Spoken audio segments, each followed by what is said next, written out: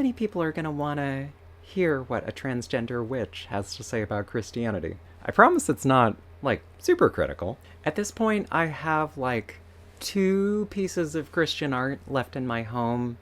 Um, I've got El Greco's Crucifixion and Caravaggio's Calling of St. Matthew.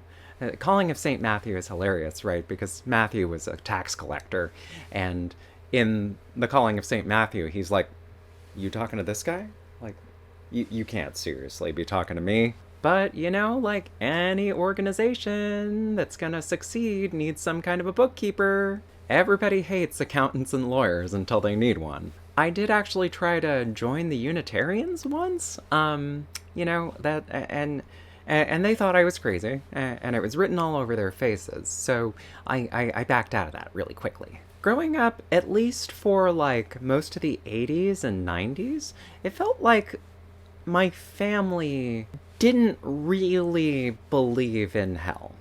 Like, couldn't really take that proposition seriously, that they looked at people with other spiritual traditions, like Buddhists and Jews and Muslims, as, having their own path to salvation. But at least in the case of my birth mother, it feels like she sort of calcified under the weight of Christian media and right-wing media into believing something that, like, didn't seem to really accord with the person that she was before.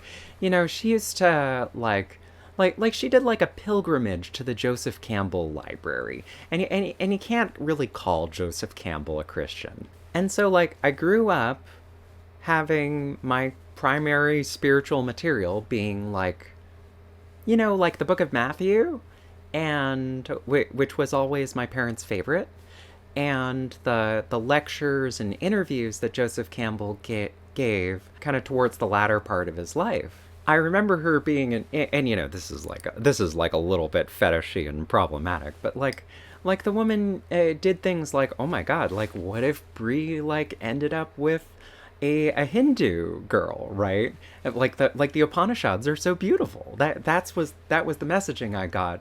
And then somehow that mutated over the course of the last 30 years into like, well, Jesus is the one true way, and then you have to only do this, and you don't have free will, and you don't have a soul. Pray constantly, don't think, act out of emotion and instinct, and just hold Jesus like with a death grip in your mind constantly. And then when she was like, well, fuck the Fifth Amendment, we people don't deserve those kinds of rights, I was like, well, as you said to me, like verbatim, you're not my mother. It was kind of weird. I was like praying to Lilith, and I was praying really hard, and sometimes like you're like, oh, geez, I could really use a sign. It would be nice to have a sign.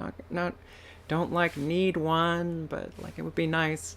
And then she calls me, my birth mother calls me, and says, I'm not your mother. Strangest fucking thing in the world.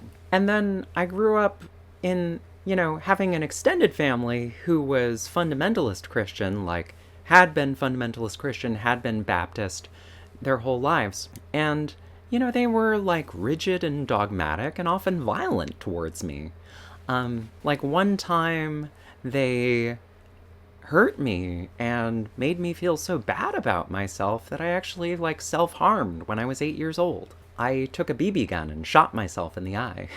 and I have a little cataract to show for it, so. But I remember interacting with them and interacting with some Christians at my high school and sort of taking a very sober stance on this stuff.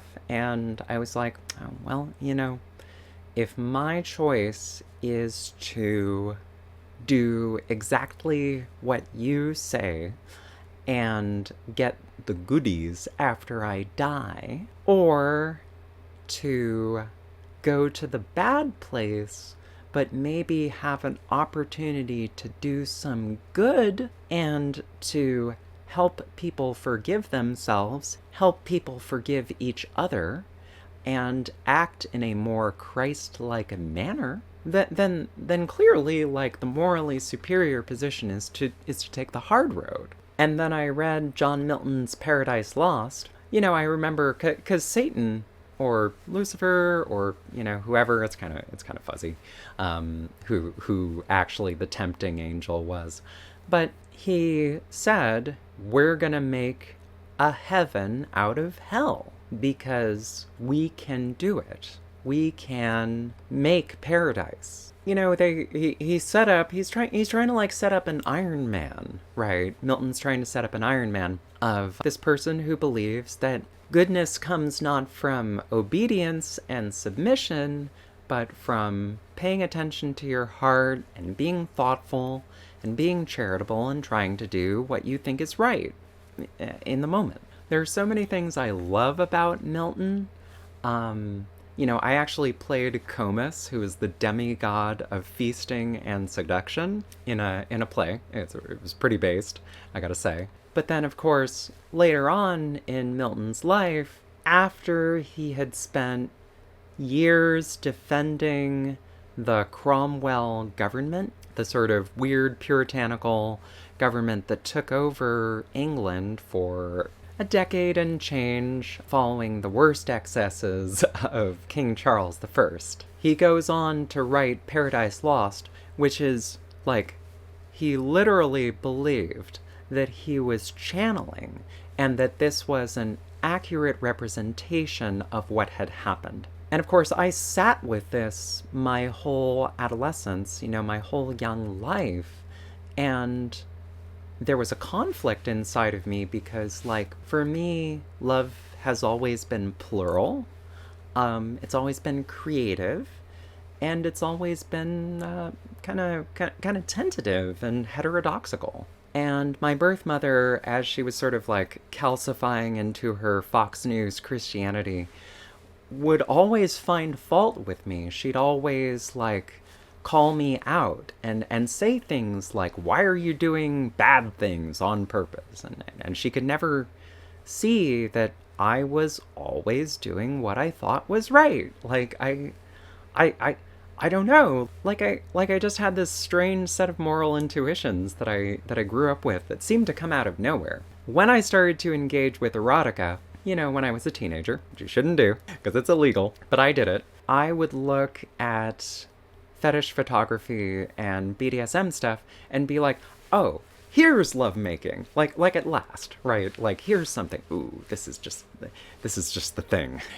That's how you show someone you love them, right? By showing people that you can kind of be a beast and you still love people, that love still exists in that. Then, like, I don't know, I watched the Hatsman Hotel pilot and it just hit me like a train. I think I've used those exact words before. I found peace not in abstinence, but in moderation. Moderate amounts of fun. Moderate amounts of indulgence in different substances, right? But always coming back to being a person and always trying to do it in a responsible way and doing it in a loving way and in a way that has meaning to it. And I actually had a period of my life where I was into Jordan Peterson, like when I was into mostly the Harvard lectures that he gave. I read 12 Rules for Life, and I was like, well, this guy's a little bit nauseating sometimes, but boy, he actually cares about people. He actually thinks that people can build something in themselves. They can build themselves into something by trying to live in accordance with what they think is right. By making sacrifices, but also by being kind to themselves. And then I picked up Maps of Meaning, and I was like, whoa, this guy is, like, really not my kind of Christian. And then, the Russians got a hold of him, and he turned into, like, this weird skeleton creature who just talks about God all the time. But still, there's one thing that I kind of keep about him, which is his observation that if you do what you find meaningful and what you find to be good, then you can stand up to almost anything. And still, like, I'm kind of flabbergasted. These people, They don't ever want to talk to me. Um, there are like some Christians who are cool with me. Like there's these ladies across the street who I talk about with prayer, and they see me going about my daily business in a very orderly manner and loving the people around me, and they give me lots of love in return. And I'm like, these are my people, these are my neighbors. And I love them. They've actually invited me to their predominantly black church, and I have to politely decline because that's just not my path. I gotta say, though, my favorite Christian writer is William Blake. Now, check this out. This is from The Marriage of Heaven and Hell, the passage titled A Memorable Fancy. Once I saw a devil in flame of fire who arose before an angel that sat on a cloud, and the devil uttered these words: The worship of God is honoring his gifts in other men according to his genius, and loving the greatest men best. Those who envy or calumniate great men hate God, for there is no other God. The angel, hearing this, became almost blue, but mastering himself, grew yellow, and at last white-pink and smiling, and then replied, Thou idolater! Is not God one?